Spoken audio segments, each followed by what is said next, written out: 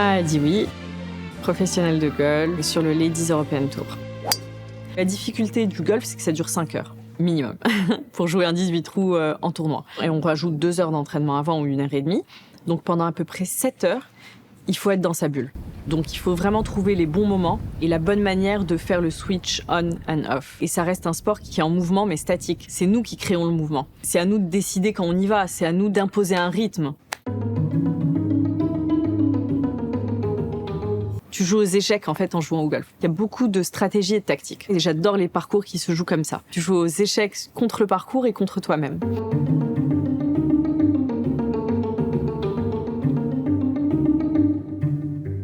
Techniquement, on se vaut à peu près tous, on sait tous taper une balle, mais je dirais que le plus important, c'est le mental. Et avoir le moins de doutes possible. Ou du moins savoir gérer les doutes, parce que tout le monde a du doute, tout le monde a de la pression, mais c'est vraiment le volet mental qui est le plus important. Je pense que le meilleur exemple, ça reste le meilleur joueur de golf de tous les temps.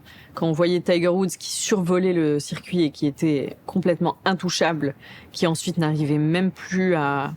qui est passé au-delà de la 1000e place mondiale dans les classements. Pour moi, c'est l'exemple parfait de ce que peut être le golf.